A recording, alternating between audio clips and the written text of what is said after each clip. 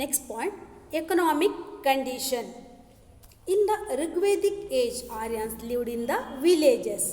Agriculture was their chief occupation, very important. Cattle rearing was another important occupation. The cultivated land was called Kshetra. Very important question, note this pointer. The cultivated land was called Kshetra. Simple professions like carpentry, pottery, weaving, etc. existed. Trade was carried on to limited extent. Cattle was considered as wealth.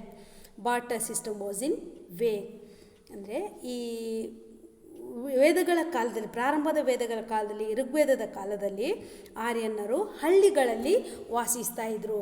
And agriculture was their main occupation. ಕೃಷಿ ಅವರ ಪ್ರಮುಖ ಕಸುಬಾಗಿತ್ತು. And cattle ರ್ಯಾರಿಂಗ್ ಅಂದರೆ ಜಾನುವಾರುಗಳನ್ನು ಸಾಕೋದು, cattle rearing was another important occupation. The cultivated land was called kshetra. Very important question, note this point. ಅಂದರೆ ಉಳುಮೆ ಮಾಡುವ ಭೂಮಿಯನ್ನು ಆರ್ಯನರ ಕಾಲದಲ್ಲಿ ಕ್ಷೇತ್ರ ಎಂಬುದಾಗಿ ಕರೆಯುತ್ತಿದ್ದರು. ಆ್ಯಂಡ್ ಅದರ್ಸ್ ಅಂದರೆ ಆ ಸಂದರ್ಭದಲ್ಲಿ ಇಷ್ಟು ಮಾತ್ರವಲ್ಲದೆ the simple professions likes carpentry, pottery, weavings existed. ಅಂದರೆ ಅತ್ಯಂತ ಸರಳವಾದ ಮರಗೆಲಸ, ಕುಂಬಾರಿಕೆ, ನೇಕಾರಿಕೆ ಮುಂತಾದ ಸರಳ ವೃತ್ತಿಗಳು ಕೂಡ ಅಸ್ತಿತ್ವದಲ್ಲಿದ್ದವು. And trade was carried on to limited extent. ಅಂದರೆ ವ್ಯಾಪಾರ ಅಲ್ಲಿಂದ ಅಲ್ಲಿಗೆ ಸ್ವಲ್ಪ ಅಲ್ಪ ಪ್ರಮಾಣದಲ್ಲಿ ಮಾತ್ರ ನಡೀತು, ಅಷ್ಟೊಂದು ಹೆಚ್ಚಿನ ಪ್ರಮಾಣದಲ್ಲಿ ಇರಲಿಲ್ಲ. But cattle was considered as wealth. Very important question, note this point students. Cattle was considered as wealth. ಜಾನುವಾರುಗಳನ್ನು ಆರ್ಯನರು ತಮ್ಮ ಸಂಪತ್ತು ಎಂಬುದಾಗಿ ಪರಿಗಣಿಸಿದರು. ಅಂದರೆ ತಮ್ಮ ಜೀವನ ಅಥವಾ ತಮ್ಮ ಸಂಪತ್ತೇ ಜಾನುವಾರು ಎಂಬುದಾಗಿ ಪರಿಗಣಿಸಿದರು. And barter system was in vogue. ವಸ್ತು ವಿನಿಮಯ ಪದ್ಧತಿ ಆರ್ಯನರ ಕಾಲದಲ್ಲಿ ಅಸ್ತಿತ್ವದಲ್ಲಿತ್ತು. And during the later Vedic period, ಅಂದರೆ ಉಳಿದ ವೇದಗಳ ಕಾಲಕ್ಕಾಗುವಾಗ ಈ ಹಳ್ಳಿಗಳು ಏನಾದವು ಅಂತ ಹೇಳಿದರೆ, in became these villages turned into cities. Hastinapur, Indraprastha, Kaushambi, ಅಂದರೆ ಹಲವಾರು ಪಟ್ಟಣಗಳು, ನಗರ. ಅಂದರೆ ಈ ಒಂದು ಹಳ್ಳಿಗಳು ಋಗ್ವೇದದ ಕಾಲದಲ್ಲಿದ್ದ ಹಳ್ಳಿಗಳು ಉಳಿದ ವೇದಗಳ ಕಾಲಕ್ಕಾಗುವಾಗ ನಗರಗಳಾಗಿ ಮಾರ್ಪಾಡು ಹೊಂದಿದವು. ಕೌಸಂಬಿ, ಇಂದ್ರಪ್ರಸ್ಥ ಮುಂತಾದ ಪ್ರಮುಖ ನಗರಗಳು. ಅದೇ ರೀತಿ agriculture became continued. Agriculture continue to be the chief occupation. ಅಂದರೆ ಆ ಸಂದರ್ಭದಲ್ಲಿ ಕೂಡ agriculture, cattle rearing, trade and other professions also continue to exist.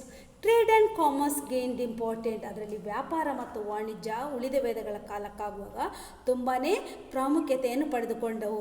And we come across both island. ಅಂದರೆ ಈ ಒಂದು ಸಂದರ್ಭದಲ್ಲಿ ಆರ್ಯನರ ಕಾಲದಲ್ಲಿ ಆಂತರಿಕ ಮತ್ತು ಸಮುದ್ರ ವ್ಯಾಪಾರಗಳೆರಡೂ ಕೂಡ ಕಂಡು ಬರ್ತಾ ಇತ್ತು. ಅಂದರೆ ಇಂಟರ್ನಲ್ ಆ್ಯಂಡ್ ಈ ಒಂದು ಆಂತರಿಕವಾಗಿ ಆಗಿರಬಹುದು ಅಥವಾ ಸಮುದ್ರ ವ್ಯಾಪಾರವಾಗಿ, ಸಮುದ್ರ ಮುಖಾಂತರ ಆಗಿರ್ಬೋದು, ವ್ಯಾಪಾರ ವ್ಯವಸ್ಥೆಗಳು ಅಸ್ತಿತ್ವದಲ್ಲಿತ್ತು ಎಂಬುದಾಗಿ ನಮಗೆ ಕಂಡು ಬರ್ತದೆ. The main articles of trade where cotton, silk etcetera. ಅಂದರೆ ಆ ಸಂದರ್ಭದಲ್ಲಿ ಪ್ರಮುಖವಾದಂತಹ ಮುಖ್ಯವಾದ ವ್ಯಾಪಾರ ವಸ್ತುಗಳು ಯಾವುದು ಅಂತ ಹೇಳಿದರೆ ಹತ್ತಿ ಮತ್ತು ರೇಷ್ಮೆ ಮಾತ್ರ ಮುಖ್ಯವಾಗಿ ವ್ಯಾಪಾರ ವಸ್ತುಗಳಾಗಿದ್ದವು. And during the later Vedic period, ಅಂದರೆ ಉಳಿದ ವೇದಗಳ ಕಾಲದಲ್ಲಿ ಕೂಡ ಬಾರ್ಟರ್ ಸಿಸ್ಟಮ್ ಕಂಟಿನ್ಯೂ. ಈ ಒಂದು ವಸ್ತು ವಿನಿಮಯ ಪದ್ಧತಿ ಮುಂದುವರಿದಿತ್ತು. And nishka, very important, note this point. Nishka means a piece of gold. ಅಂದರೆ ಒಂದು ಚಿನ್ನದ ತುಣುಕು, ತುಂಡು ಎಂಬುದಾಗಿ ನಿಷ್ಕಾ ವಾಸ್ ಆಲ್ಸೋ ಯೂಸ್ಡ್. ಅಂದರೆ ಒಂದು ಚಿನ್ನದ ತುಣುಕನ್ನು ಕೂಡ ಆಗಿನ ಕಾಲದಲ್ಲಿ ಬಳಸ್ತಾ ಇದ್ದರು ಎಂಬುದಾಗಿ ನಮಗೆ ತಿಳಿದು ಬರ್ತದೆ. Next point, religious condition. ಧಾರ್ಮಿಕ ಜೀವನ, ಆರ್ಯನ್ನರ ಧಾರ್ಮಿಕ ಜೀವನ.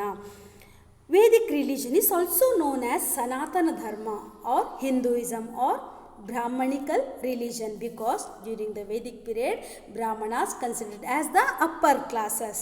It is one of the oldest religion of the world which is still practiced. ಅಂದರೆ ಜಗತ್ತಿನಲ್ಲಿ ಒಂದು ಅತ್ಯಂತ ಪ್ರಮುಖವಾದ ಪ್ರಾಚೀನವಾದ ಧರ್ಮ ಎಂಬುದಾಗಿ ಇದನ್ನು ಕರೆಯಲಾಗಿದೆ, ಸನಾತನ ಧರ್ಮವನ್ನು.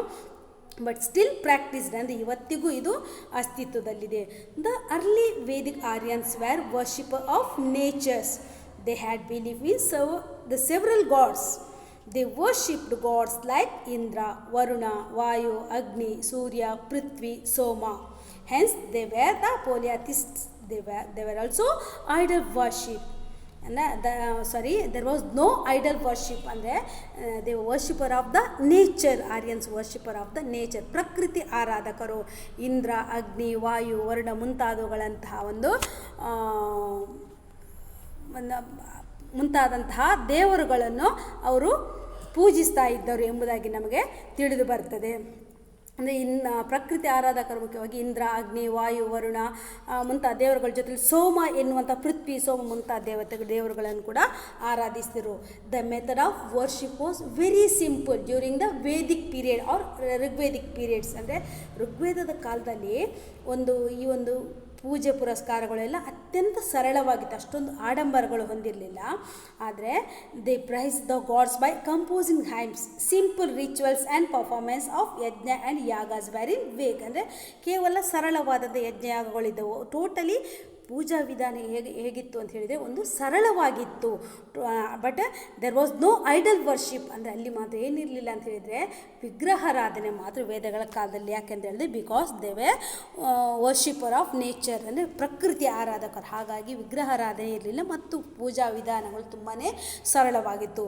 ಆದರೆ but in the later Vedic period the practice of religion became very complex and rigidity.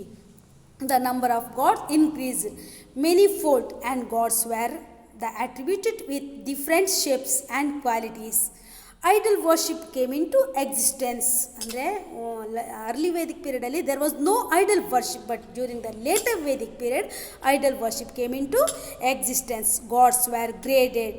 New deities like Brahma, Vishnu, Maheshwara, Ganesha, Kartikeya, Lakshmi, Durga, Kali came into existence.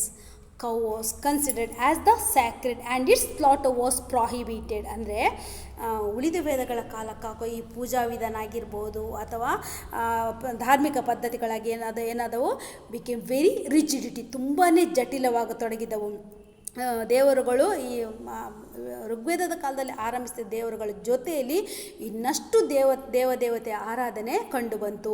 And cow was considered as sacred and it's slaughter was prohibited. ಅಂದರೆ ಹಸುವನ್ನು ಅಥವಾ ದನವನ್ನು ಅತ್ಯಂತ ಪವಿತ್ರವಾದುದು ಎಂಬುದಾಗಿ ಪರಿಗಣಿಸಲಾಗಿತ್ತು ಮತ್ತು ಅವುಗಳ ಒಂದು ವಧೆ ಅಂದರೆ ಗೋಹತ್ಯೆಯನ್ನು ಸಂಪೂರ್ಣವಾಗಿ ನಿಷೇಧಿಸಲಾಯಿತು. ನಿಷೇಧವನ್ನು ಅಂದರೆ ಉಳಿದ ವೇದಗಳ ಕಾಲಕ್ಕಾಗುವಾಗ ಗೋಹತ್ಯೆಯನ್ನು ಸಂಪೂರ್ಣವಾಗಿ ನಿಷೇಧಿಸಲಾಯಿತು. ಮತ್ತು ಯಜ್ಞ ಯಾಗ, the performance of yajna and yaga also became elaborate. ಅಂದರೆ ಹಿಂದಿನಂತೆ ಯಜ್ಞಾಗದಿಗಳು ಕೂಡ ಏನಾದವು ಮುಂದುವರಿತಾ ಹೋದವು. Hence the practice of Vedic religion became very costly. Practices like evil worship, black magic and craft came into existence. ಅಂದರೆ ಈ ಒಂದು ವೈದಿಕ ಧರ್ಮದ ಈ ಕ್ಷುದ್ರ ಪೂಜೆ ಆಗಿರ್ಬೋದು, ಮಾಟ ಮಂತ್ರಗಳಾಗಿ ಇದೆಲ್ಲವುಗಳು ಕೂಡ ಉಳಿದ ವೇದಗಳ ಕಾಲಕ್ಕಾಗುವಾಗ ಅಸ್ತಿತ್ವಕ್ಕೆ ಬಂತು. ಆ್ಯಂಡ್ ವರ್ಣಾಸ್, ಆಶ್ರಮಾಸ್ ಆ್ಯಂಡ್ ಪುರುಷಾರ್ಥಾಸ್, ಧರ್ಮ, ಅರ್ಥ, ಕರ್ಮ and moksha are integral part of Vedic religions. The entire life of Hindu is guided by samskaras. and ಹಿಂದೂಗಳ ಸಂಪೂರ್ಣ ಜೀವನ ಯಾವುದರಿಂದ ಏನು ಗೈಡ್ ಮಾಡಲಾಗ್ತಿದೆ ಅಂದರೆ ಸಂಸ್ಕಾರ. ಹಿಂದುತ್ವ ಸನಾತನ ಧರ್ಮ, ಹಿಂದೂ ಧರ್ಮ ಎನ್ನುವಂಥದ್ದು ಇದೊಂದು ಸಂಸ್ಕಾರದಿಂದ ಕೂಡಿತ್ತು. And Vedic religion believes in cycle of birth, death and rebirth. It also believes in the concept of the transmigration of the soul. The objective of the soul is to reach God, which is called moksha. The objective of the soul is to reach God, which is called moksha. There are many paths like bhakti, jnana, karma and yoga are the prescribed to attain salvation. The sacred book of Hindus are many in number. Some of the important are Vedas, Upanishads, Puranas, Smritis.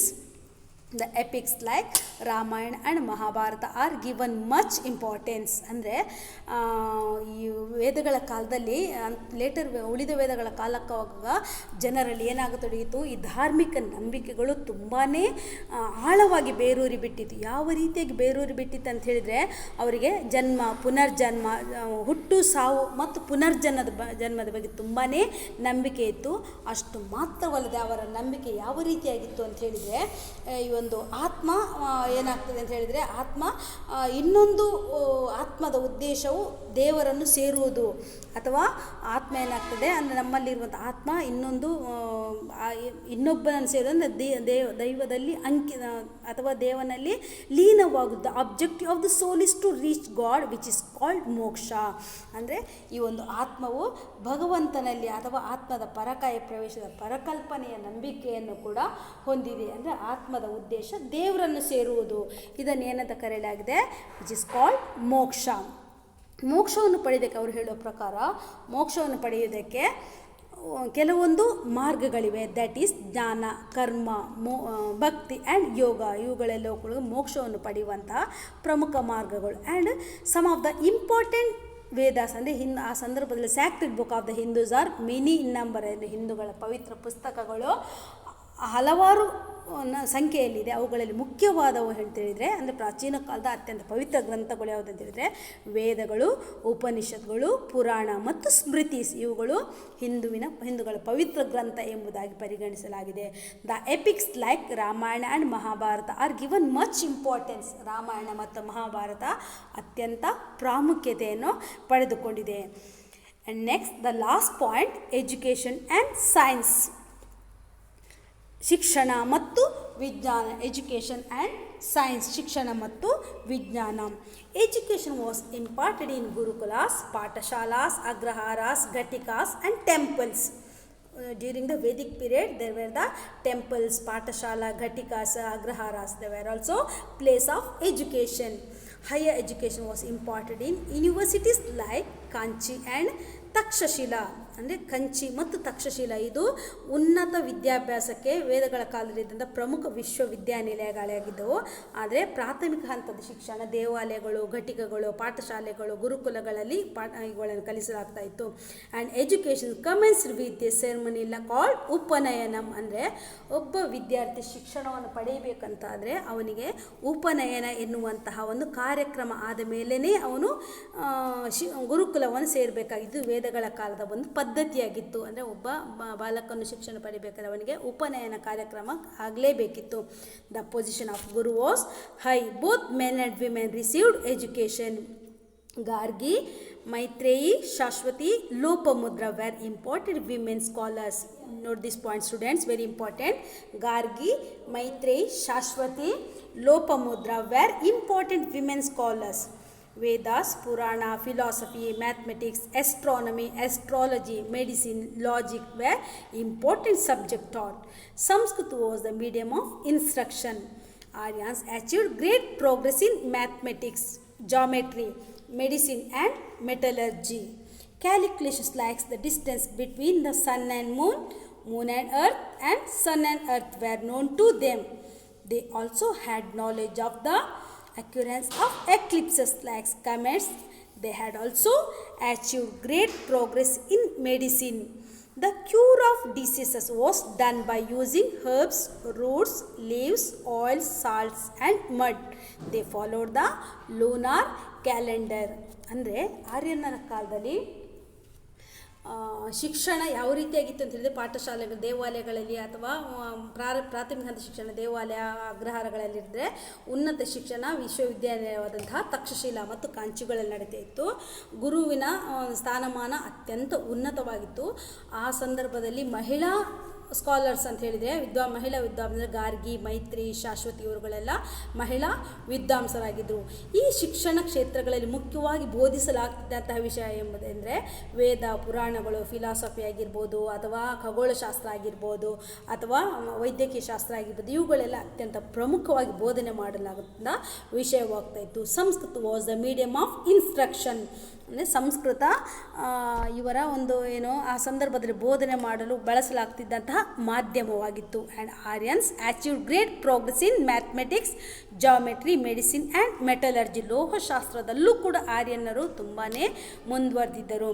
ಅಷ್ಟು ಮಾತ್ರವಲ್ಲದೆ ಆರ್ಯನ್ನರ ಕಾಲದಲ್ಲಿ ಸೂರ್ಯ ಮತ್ತು ಅಂದರೆ ಆರ್ಯನ್ನರು ರೇಖಾಗಣಿತ, ಔಷಧಶಾಸ್ತ್ರ, ಲೋಹಶಾಸ್ತ್ರ ಪ್ರಗತಿ ಹೊಂದಿದ್ದರ ಒಂದು ಪರಿಣಾಮ ನೋಡಿ. ಸೂರ್ಯ ಮತ್ತು ಚಂದ್ರ ಮತ್ತು ಭೂಮಿ ಆ್ಯಂಡ್ ಸೂರ್ಯ ಆ್ಯಂಡ್ ಅರ್ತ್ ಅಂದರೆ distance between sun and earth ಇವುಗಳ ಮಧ್ಯದ ಲೆಕ್ಕಾಚಾರ ಅವರಿಗೆ ಕೂಡ ಗೊತ್ತಿತ್ತು. ಅಷ್ಟು ಮೊದಲು ಗ್ರಹಣಗಳು ಮತ್ತು ಧೂಮಕೇತುಗಳ ಸಂಭವಿಕೆಯ ವಿಜ್ಞಾನ ಆರ್ಯನ್ನರಿಗೆ ಇತ್ತು. ಅಂದರೆ ಅತ್ಯಂತ ಪ್ರಾಚೀನ ಕಾಲದ ಒಂದು ಟ್ರೈಬ್ಸ್ ಆರ್ಯನರದಾಗಿದ್ದರೂ ಕೂಡ ಆಗಲೇ ವಿಜ್ಞಾನ ಕ್ಷೇತ್ರದಲ್ಲಿ ಸಾಕಷ್ಟು ಪ್ರಮಾಣದಲ್ಲಿ ಮುಂದುವರೆದಿದ್ದವರು ಎಂಬುದಕ್ಕೆ ಇವುಗಳು ಒಂದು ಪ್ರಮುಖವಾದಂತಹ ನಿದರ್ಶನಗಳಾಗಿದ್ದವು. ಅಷ್ಟು ಮಾತ್ರವಲ್ಲದೆ they had also achieved great progress in medicine ಅಂದರೆ ಔಷಧಶಾಸ್ತ್ರದಲ್ಲೂ ಕೂಡ ಹೆಚ್ಚಿನ ಪ್ರಗತಿಯನ್ನು ಸಾಧಿಸಿದರು. The cure of diseases was done by using herbs, roots, leaves, oils, salts and mud ಅಂದರೆ ಗಿಡಮೂಲಿಕೆಗಳು, ಗೆಡ್ಡೆಗೆಣಸುಗಳಾಗಿರ್ಬೋದು, ತೈಲಗಳಾಗಿರ್ಬೋದು, ಮಣ್ಣು ಇವುಗಳನ್ನು ಉಪಯೋಗಿಸಿ ಅವರು ಏನು ರೋಗಗಳನ್ನು ಗುಣಪಡಿಸ್ತಾ ಇದ್ದರು. ಅಷ್ಟೇ ರೀತಿ ಅದೇ ಅಲ್ಲ, they used the lunar they followed the lunar calendars ಅಂದರೆ ಅವರು ಚಂದ್ರಮಾನ ಪಂಚಾಂಗವನ್ನು ಅನುಸರಿಸ್ತಾ ಇದ್ದರು. ಇದಿಷ್ಟು students. Already we will completed our second chapter. ಅಂದರೆ ನಾವೀಗ ಇಲ್ಲಿ 2ನೇ ಚಾಪ್ಟರನ್ನು ಸಂಪೂರ್ಣಗೊಳಿಸಿದ್ದೇವೆ. ಆರ್ಯನ್ನರಂದರೆ ಈ ಒಂದು ವೇದಿಕ್ ಕಲ್ಚರ್ ಅಂತ ಹೇಳಿದೆ tells us about the Aryans life styles like political condition, religious condition and social conditions etcetera. ಅಂದರೆ ಇವುಗಳನ್ನೆಲ್ಲ ತಿಳಿಸುವಂತಹ ಪ್ರಮುಖ ವಿಷಯಗಳು ಈ ಒಂದು ವೇದಿಕ್ ಕಲ್ಚರ್ ಅಥವಾ ಆರ್ಯನ್ನರ ಕಾಲ ಅಥವಾ ವೇದಗಳ ಸಂಸ್ಕೃತಿ ಎಂಬುದಾಗಿ ನಾವು ತಿಳ್ಕೊಳ್ಬೋದು. Here we have completed our second chapter. ನಾವು 2ನೇ ಅಧ್ಯಾಯವನ್ನು ಸಂಪೂರ್ಣಗೊಳಿಸಿವೆ. So if you have any doubt please contact me. ಅಂದರೆ ನೀವು ನಿಮಗೆ ಏನಾದರೂ ಇದರ ಬಗ್ಗೆ ಡೌಟ್ಸ್ ಇದ್ದರೆ ನಿಮಗೆ ನಂತರದಲ್ಲಿ ಈ ನೋಟ್ಸನ್ನು ಸೆಂಡ್ ಮಾಡ್ತೇನೆ, ವಾಟ್ಸಪ್ಪಲ್ಲಿ ಶೇರ್ ಮಾಡ್ತೇನೆ. If you have any doubts, ನಿಮಗೆ ಏನೋ ಡೌಟ್ ಬಂದು ಏನೋ ಕನ್ಫ್ಯೂಷನ್ ಇದ್ದರೂ ಕೂಡ ನನ್ನನ್ನು ನೇರವಾಗಿ ಅಥವಾ ಫೋನ್ ಮಾಡೋದ್ರ ಮುಖಾಂತರ ಅಥವಾ ಕಾಂಟ್ಯಾಕ್ಟ್ ಮಾಡಿ ಅದರ ಬಗ್ಗೆ ನೀವು ನಿಮ್ಮ ಡೌಟ್ಸ್ ಕ್ಲಿಯರ್ ಮಾಡಿಕೊಳ್ಬೋದು. Okay, thank you students.